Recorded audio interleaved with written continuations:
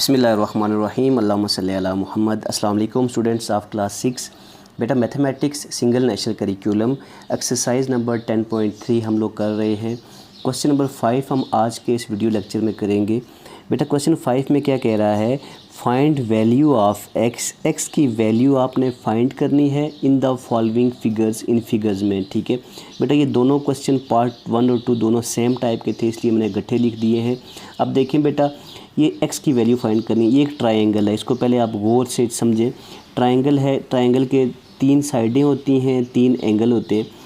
ये ट्रायंगल का बाहर वाला एंगल है बेटा, ठीक है। ये ट्रायंगल के 2 इंटरनल एंगल्स हैं।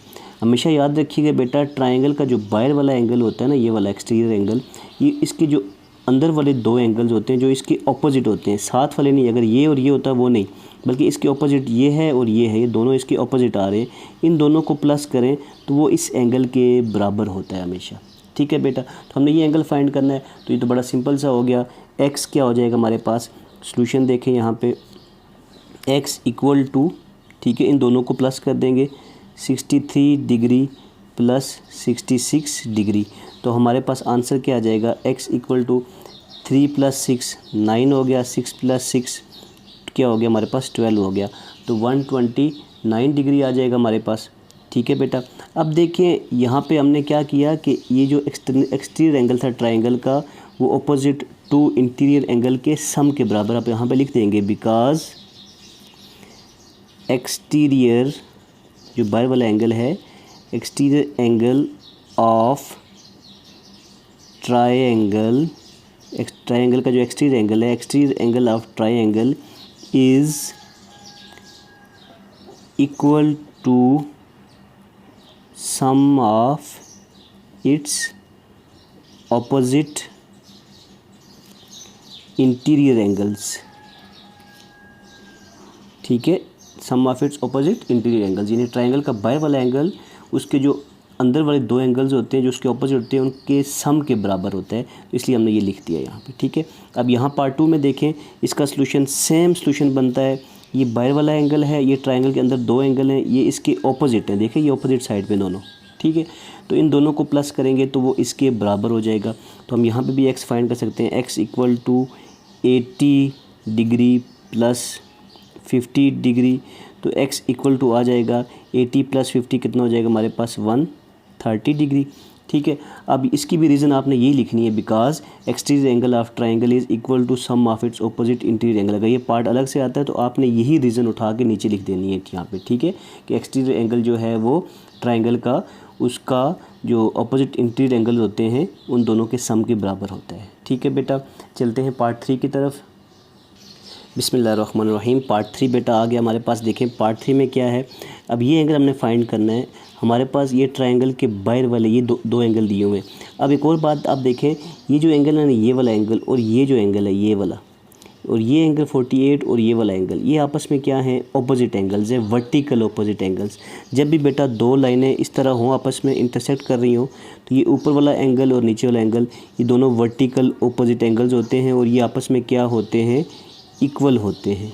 तो यही सीन हमारा यहाँ पे बना हुआ है, ये 2 लाइनें आपस में इंटरसेक्ट कर रही हैं, ये एंगल और ये एंगल आपस में वर्टिकली ऑपोजिट एंगल है।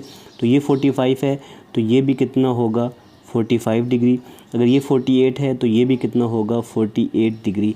अब ये 48 है, ये भी 48 हो गया। तो एक्स तो फाइंड करना हमारे लिए आसान हो गया। ट्रायंगल के 3 एंगल होते हैं, तो तीनों एंगल को जमा करें तो हमारे पास 180 आता है। चले हम स्टेप बाय स्टेप करते हैं ताकि आपको बातें समझ आए। सबसे पहला काम हमने क्या किया, इस एंगल को हमने नाम दे देते हैं। फॉर एग्जांपल ये ए है, ये बी है, ठीक है।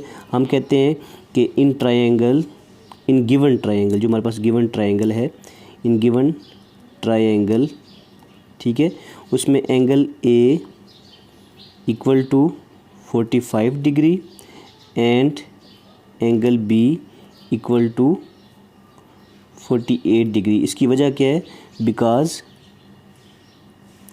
Angle A and angle 45, angle B and angle 48 are vertically opposite। ये दोनों क्या वर्टिकली ऑपोजिट है, so they are equal, that's why they are equal है, ठीक है। सो दे आर इक्वल, ये हमारे पास क्या हो जाएंगे, इक्वल हो जाएंगे। अब ये आ गया हमारे पास। अब ट्रायंगल के तीनों एंगल को जमा करें ना बेटा, x plus 45 degree plus 48 degree, तो ये हमारे पास क्या बन जाता है, ट्रायंगल के तीनों एंगल का सम होता है 180 डिग्री। ठीक है, तो हम लोग x 45 प्लस 48, 5 प्लस 8 कितना हो जाएगा 13, 1 carry, 4 plus 4 8, 8 plus 1 93 degree, x plus 93 degree equal to क्या जाएगा 180 डिग्री। अब 93 यहाँ प्लस हो रहा है, इधर जाके क्या हो जाएगा माइनस हो जाएगा, तो x equal to 180 degree minus 93 degree. तो हमारे पास x की जो वैल्यू आ जाएगी बेटा कितनी आ जाएगी, x इक्वल टू 180 में से 93 माइनस करेंगे तो ये हमारे पास कितना बनता है, ये हमारे पास बन जाएगा 87 डिग्री। x की वैल्यू कितनी आ जाएगी 87 डिग्री। तो ये एंगल हमारे पास क्या हो गया 87। अब आप इसको सवाल को चेक भी कर सकते हैं, आया ये आपका 87 सही है या गलत है। उसके लिए आप क्या करेंगे, 87 प्लस 48 प्लस 45 इन तीनों एंगल्स को जमा करें, आपका आंसर अगर 180 आता है, यानी कि 45 एंगल था ट्रायंगल का ये वाला, प्लस 48 डिग्री था और प्लस 87 जो हमने फाइंड किया, इन तीनों को प्लस करें, अगर 180 आता है तो इट मीन्स कि हमारा आंसर सही है। ठीक है, हम प्लस करके देख लेते हैं। 8 प्लस 7 कितना होता है 15, 15 प्लस 5 20, 0 आ गया, 2 कैरी, 8 प्लस 4 12, 12 प्लस 4 16, 16 प्लस 2 18, तो 180 आ गया। तो इट मीन्स कि हमारा ये क्वेश्चन सही है। चलते हैं पार्ट नंबर 4 की तरफ। पार्ट 4 में बेटा दो फिगर्स हैं हमारे पास, दोनों सेम मेथड से होंगी। अब देखिए इंटरनल एंगल्स दिए हुए तीनों 1 2 3, हमने x फाइंड करना है। तो मैंने आपको बताया था कि ट्रायंगल के तीनों एंगल्स को प्लस करें तो 180 आता है।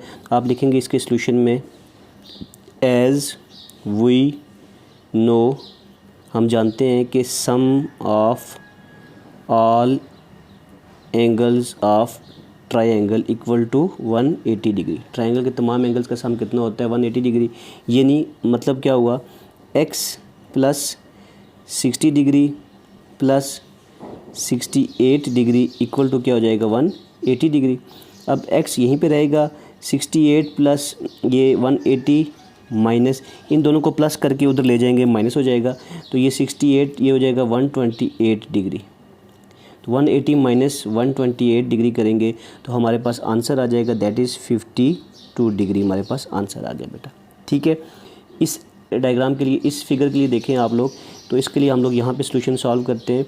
यहाँ पे भी वही चीज़ है कि तीनों एंगल को प्लस करेंगे तो सॉल्यूशन इसका देखें, x plus 54 degree plus 38 degree, तीनों एंगल्स को जमा करेंगे तो कितना आंसर आना चाहिए 180 डिग्री।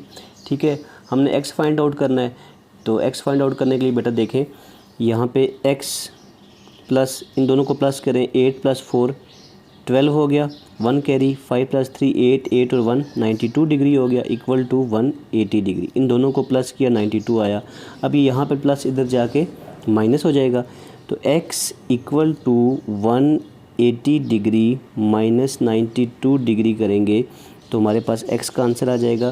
तो 180 में से 92 माइनस किया तो ये हमारे पास 88 डिग्री आ गया, x की वैल्यू आ गई हमारे पास। ठीक है बेटा जी, यहाँ पे हमारे पास क्वेश्चन नंबर 5 के जो है तमाम पार्ट सॉल्व हो चुके हैं। नेक्स्ट वीडियो लेक्चर में इंशाल्लाह हम लोग रिमेनिंग क्वेश्चंस करेंगे। दुआओं में याद रखिएगा, अपना ढेर सारा ख्याल रखिएगा। अल्लाह हाफिज़।